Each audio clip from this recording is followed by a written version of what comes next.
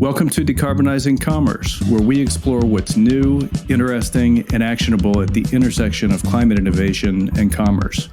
I'm your host, Keith Anderson, and together we'll meet entrepreneurs and innovators reinventing retail, e-commerce, and consumer products through the lenses of low carbon and commercial viability. Hey everybody, it's Keith, and we've got an awesome episode of Decarbonizing Commerce for you today. My guest is George Wojciechowski, co-founder and CEO of Manifest, a sustainability-first third-party logistics company for e-commerce and DTC fulfillment. And before that, co-founder of ShipBob, another leading 3PL. George has more than a decade of experience in fulfillment and logistics, and we cover topics like packaging, transportation and freight, and powering, lighting, and cooling a massive fulfillment center. I learned a ton, and I know you will also, so let's welcome George Wojciechowski of Manifest. George, welcome to the Decarbonizing Commerce Show. It's awesome to have you on the podcast. Thanks so much for joining us. Yeah, pleasure to be here. Happy Friday. Happy Friday. I discovered Manifest as part of our work really on two vectors. We were looking at what it's going to take to decarbonize fulfillment and logistics, and we're also sort of mapping the ecosystem of technology and service providers that are out there in service of working on decarbonizing commerce. And, your company and you popped up pretty early in my research. So I thought maybe just to kick us off, you could tell the audience a little bit about yourself, your career trajectory and how you ended up deciding to start Manifest. Yeah, wonderful. Absolutely. So been in this business almost 10 years now in logistics and e-commerce fulfillment. Previously, I was co-founder of one of the pioneers of the D2C fulfillment space, a company called ShipBob based in Chicago. And we really had built a wonderful company. And, it was some of the best 7.5 years of my life. But, I couldn't help but to notice along that journey how much waste our industry produces. And it's not any one particular person or company's or generation's fault. It's just never been a priority. It's not necessarily, sustainability hasn't necessarily been in the DNA of fulfillment and commerce, probably because margins just across the board there's always pressure to lower your cost and still eke out a profit and continue to grow. But I couldn't help but to notice, I've started and operationalized like 4 or 5 different fulfillment centers in the past in cities all around the country. And I have many, many, many memories of the team and I jumping in dumpsters and just jumping up and down on the trash bin just to get it lower so we can put all the waste that is being, the discards from the fulfillment process into the dumpster to get picked up. And that wasn't unusual. And, as I went further and further in my evolution and my journey in fulfillment, 7, 8 years in this business, there were so many technical innovations that were happening. Apps, tools, ERPs, so much money was being invested in furthering commerce from the technical standpoint. But fulfillment, the way that fulfillment was generally performed and done, hadn't evolved very much at all. It was still predominantly done the same way that it was done 25 years ago. And I felt, hey, we're in a new century now. We have different priorities, different motivations, different standards, different responsibilities. We need to reimagine what 21st century fulfillment looks like and what it should represent, both from a social and environmental standpoint.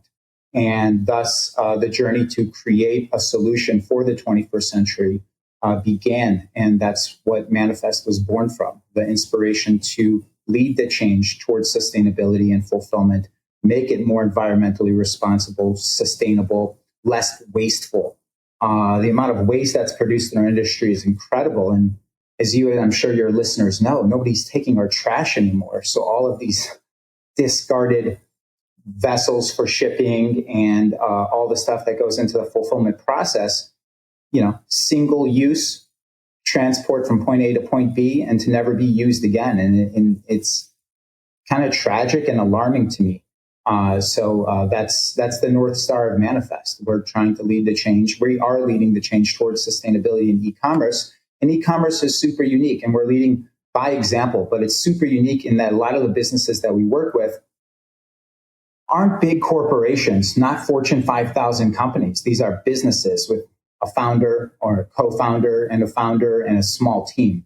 So to lead the change with like a groundswell movement and one merchant at a time is a lot, I think, has a lot more potential than just trying to go to the big Fortune 5,000 companies of the world and be like, hey, here's how you can change everything to be more sustainable. So I'm really excited by the path that we're on and the progress we've made over the last 2 years. And the velocity just continues to pick up day after day.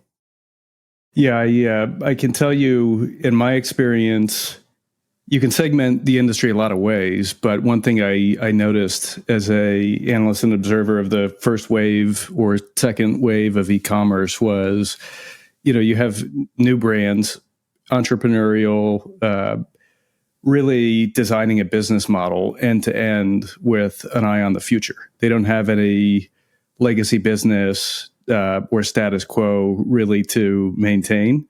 And so they tend to be at the frontier, leading the way. And then over time, as it becomes clearer, even if you don't want it to happen, even if you don't like it, many of these changes are inevitable.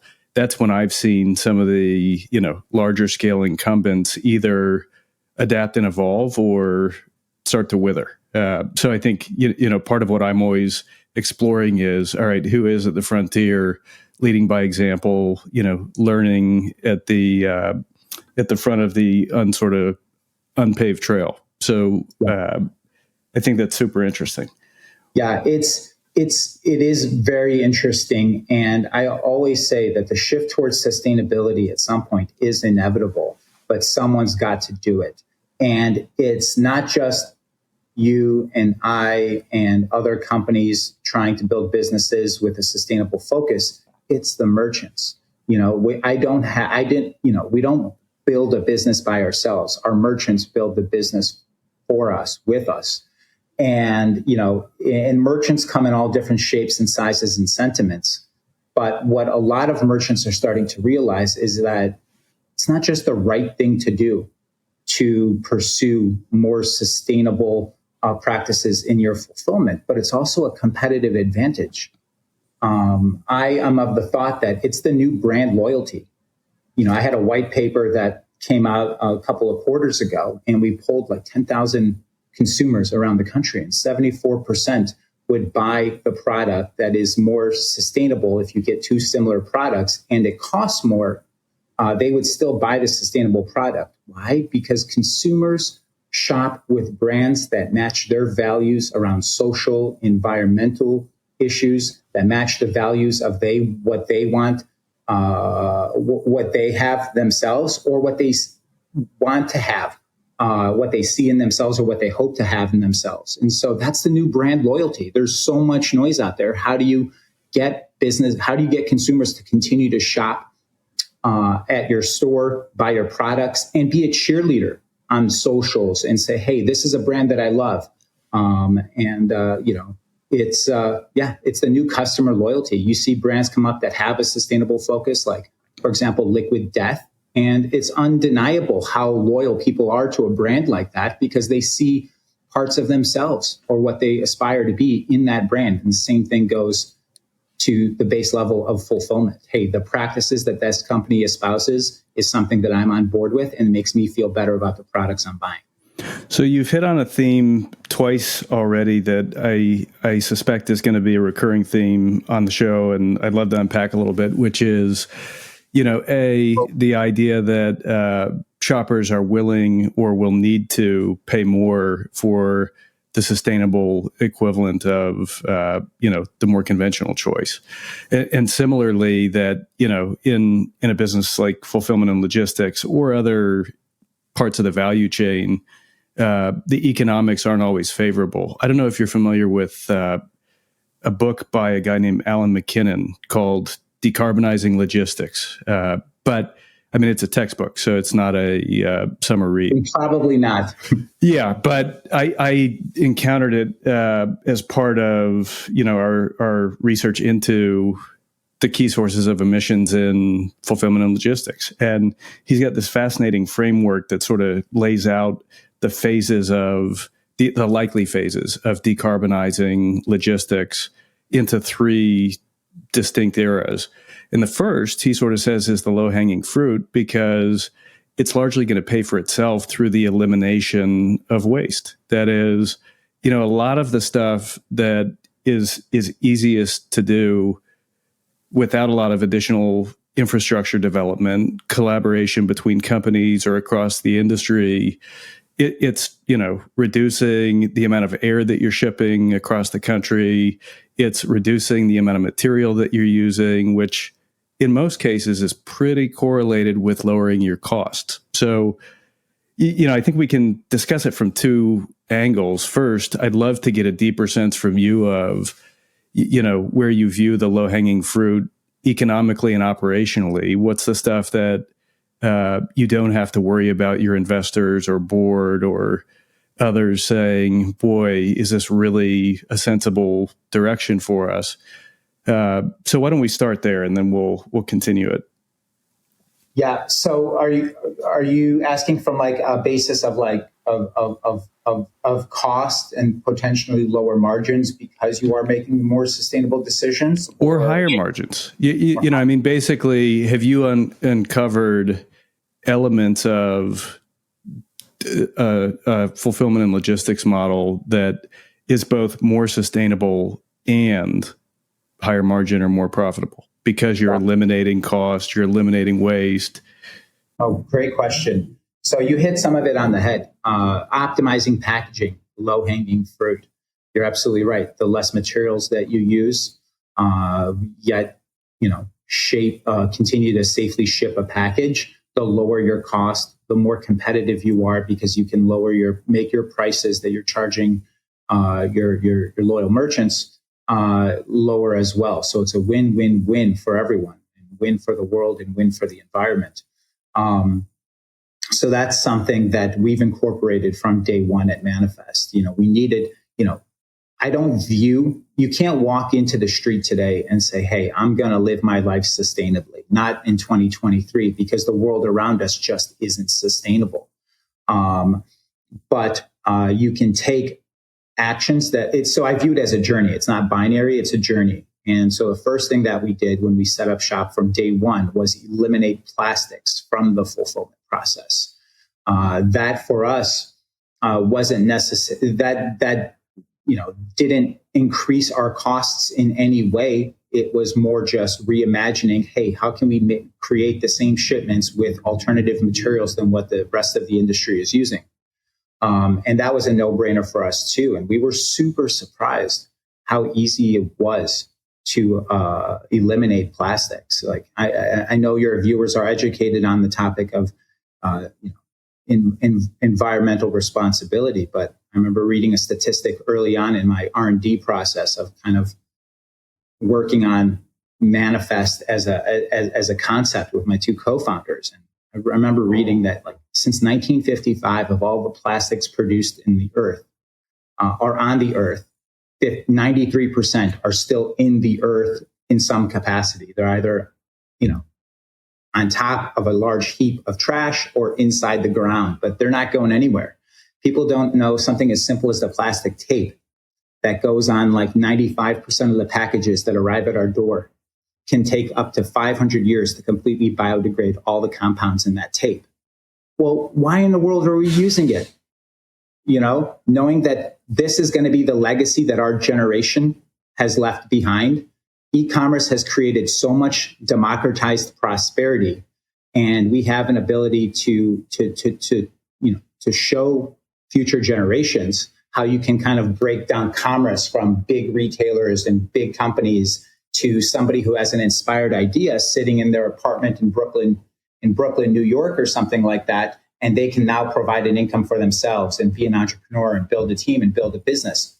Wonderful things. But then when you look at the byproduct of that from an environmental standpoint, which is even a longer timeline, no, we can do better. And so for us, it was not only exciting to reimagine how we can be more sustainable in the fulfillment process, it felt like a duty to do so. So you mentioned that eliminating plastic was easier than you anticipated.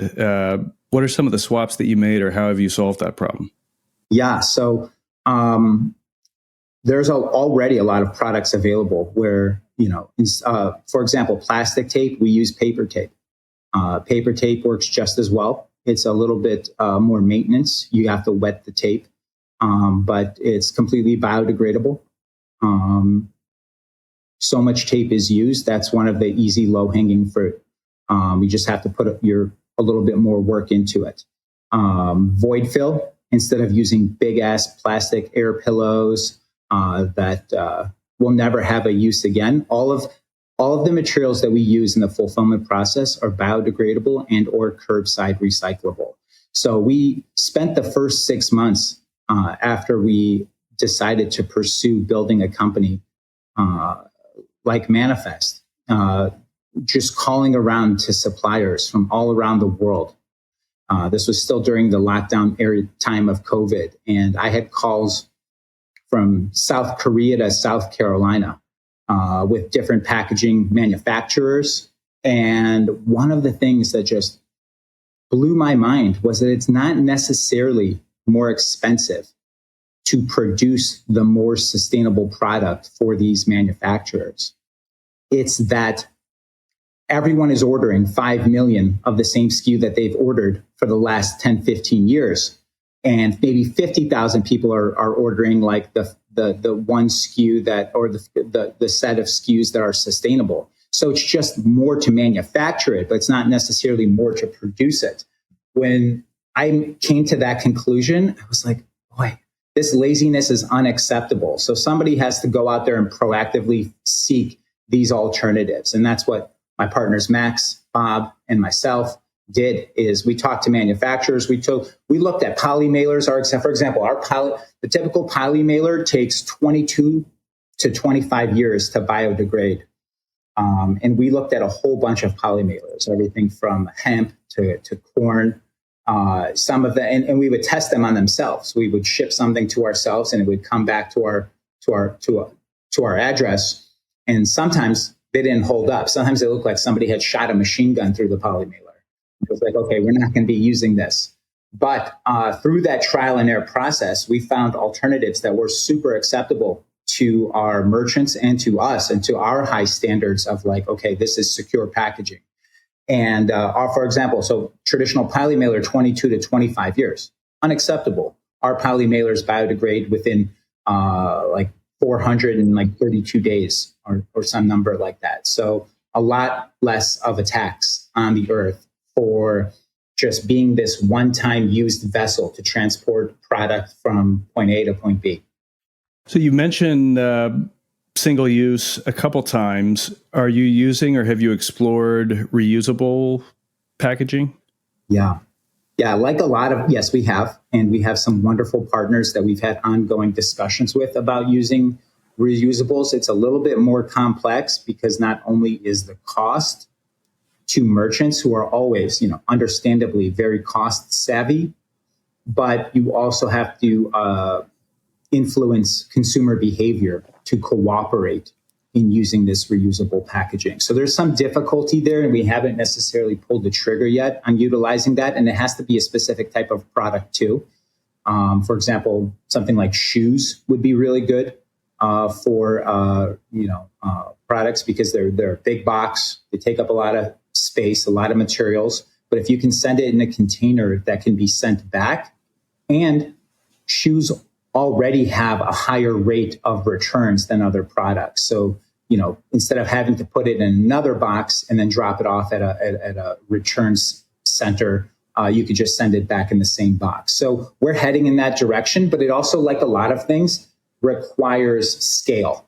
You need a lot or to incorporate it at a point where it's economical, you need large amounts of variety and volume to be like, okay, this makes sense. And, we have a wonderful mix of merchants that we love working with, and that we truly look at each merchant like a partner, and that we're their critical partner in their supply chain. But we don't have the hundreds and thousands of merchants perhaps necessary to make that a scalable solution. Yeah, I mean, within the DTC universe, one thing we've noticed is in categories like personal care and increasingly beauty, household cleaning, for primary packaging, the refill reuse model seems to have potential, particularly when the product itself can be concentrated and the reuse is happening at home without any need to return the package to a 3PL or somebody else. To your point, right. We are seeing more and more of these solution providers popping up that have reusable mailers and some of those things. But it seems to me, with admittedly limited research into it at this point, exactly to your point, there's going to need to be huge infrastructure development, even in basic ways like, more traditional pickup points accepting the reusable packaging for reverse logistics, because in a lot of these cases that we have looked at, the cost of recovering the reusable packaging is a big part of the challenge. In addition to the behavioral change that you mentioned, most of these have a payback of anywhere from 5 to 20 uses before you're actually emitting less and making it economically viable. So, we're paying close attention to see how much is changing and how quickly and in which categories. Yeah. It's hard because merchants are under so much pressure to continue to grow, continue to make the customer experience of people who receive their packages one that is pleasant so that they keep reordering. But at some point, somebody's just got to bite the bullet and be like, hey, we use reusable packaging. I'm checking out of my shopping cart. I'm clicking that I understand that this is a reusable package and that I can send it back or pay whatever it costs for that vessel, an additional $3.50 if I don't return it. I feel like that's what has to happen, but someone's got to go first and be like, okay, I'm willing to alienate some merchants or some customers by adding on another $5 to their order if they don't send back this reusable packaging. Yeah, I'm starting to find there are both those sort of stick approaches to penalizing the consumer or the merchant or the brand, depending on at what stage of the value chain we're targeting. There are also some that are incentivizing it, sort of like the reusable shopping bag model, where you can either, save a dime if you bring a reusable bag, or some municipalities charge you an extra dime if you don't bring a reusable bag. I don't know yet which model is more effective, but I do see more experimentation. It's changed my behavior for sure. I remember like 3 or 4 years, I was never one of those people that brought their own bags to the grocery store. After repeatedly, showing up at the counter and being like, it's 39 cents for an additional bag. Okay, fine. All right. I'm going to take this bag and like save it and then bring it with me next time I come to the grocery store, because I have 4 bags and it costs me an extra $1.30. It's not going to break the bank, but it is annoying. And change is uncomfortable. Change is almost always uncomfortable. And, we have to be willing to experience that discomfort to as I did in my own personal life with how I go grocery shopping. So we've drilled in on packaging. What are some of the other major sources of emissions and waste that you've identified in the fulfillment and logistics process? There's a whole bunch. I think logistics just globally is the number 4 or 5 waste producing, carbon producing industry that there is. Some would say that it's daunting that Manifest is on this journey to change the industry. For me personally and my team, it's incredibly exciting against those odds, and because like, hey, if you succeed, the change that comes from that is how amazing to be able to achieve that and be a catalyst for it. And you probably feel similarly on the journey that you're on. But transportation, it's low hanging fruit. Moving products from supplier to shipper to another shipper that takes it to the fulfillment center, and then fulfilling it out of the fulfillment center and sending it all over the country. Each step in that process, if they're using fossil fuel vehicles or boats, which 99.9999% of the time they are, it's producing emissions. And what we've done at Manifest is not only work with regional carriers, but try to find regional carriers to optimize routes, but to also work and have conversations with the major carriers, FedEx, UPS, USPS, DHL, to utilize some of their more sustainable services. And we're very candid and conversational with our merchants about what their options are. Again, priority number one is to run your business successfully, because then we don't have tools for change if you're not in business. So, and it is more expensive if you're working with the major carriers and you're like, oh, I want to ship these products this more sustainable way. But optimizing routes and trying and investigating services that use emissions-free delivery trucks or transportation vehicles is one way that at Manifest we're pursuing a cleaner supply chain. Another obvious one for us is energy use. We've all driven through outside of our cities. If you live in a major city, and then you drive about 10 minutes, and then you see a gigantic fulfillment center, whether it's an Amazon fulfillment center or some other company. These buildings are like 500,000 or 1 million square feet. The energy use in these buildings is another component of emissions in the fulfillment industry. And I can go into some of the things that we're doing at Manifest to make our fulfillment center more energy efficient and sustainable. And again, it's a journey. We don't have all the answers on day one, but we're actively pursuing better and newer solutions. But that's another component of carbon waste in the fulfillment industry. And returns and logistics. It's a problem, and no one's figured it out yet. But reverse logistics, now you're doubling the emissions of that purchase. If you don't have a circular solution where that product is reused or can go back into stock, it's just thrown away. Well, shoot, we just went from Austin, Texas to Toronto, Canada and back, and that nobody's satisfied and got that product. So it's a lose for everyone in that scenario. And that's another component too, consumer behavior. Amazon kind of pushed this world of fast shipping, frequent returns, single item orders, and that mentality for consumers has become the standard. And what I've seen in the last couple of years is that people who recognize how wrong that is, not only just on like an environmental level, but on a person level, the amount of stress that puts on the people in the supply chain, people working in the fulfillment centers, truck drivers, etc., is incredible. And it's not worth it.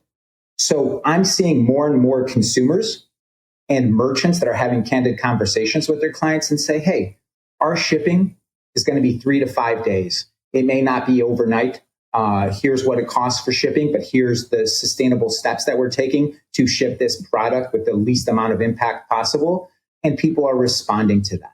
It's still a small number, but the fact that it's there tells me that there's potential to change the sentiment among consumers, building off that base that currently exists. Yeah, I see the same thing. And I think, again, most of what I've seen so far has been what looks to be experimental versus largely scaled. But, when you were talking about transportation, I tend to think of transportation emissions as a function of distance, how far is the product traveling and what mode of transportation is it? And that sort of slower shipping model, to your point, can typically not reduce the distance traveled, although depending on, whether you're forward deploying inventory and those sort of things, sometimes it can help. But it can definitely, enable you to use ground instead of air, which, it is much lower emission, and two, I guess I should say B, is, typically lower cost. And so I've seen a few merchants offering incentives, hey, additionally batching orders, like you said. I mean, during the pandemic, one of the huge points of friction at the household level that I think we've all personally experienced, but I'm seeing it becoming a bigger factor in the industry is, wasteful packaging arriving with single items every day shifted a ton of, effort into households that historically was handled in brick and mortar retail outlets. And I think it opened some eyes to, wow, I don't need everything that I buy online tomorrow or the day after. And when you get people on a subscription or auto replenishment model, not only does it make the revenue more predictable and help you pass a little incentive on to the consumer, but you can switch from that urgent air freight to ground-based, save a little money, save a lot of emissions. Hey folks, this is the part of the show where we say thank you and see you soon to the general audience, plus and higher tier members of Decarbonized.co. Stay tuned for the rest of the episode.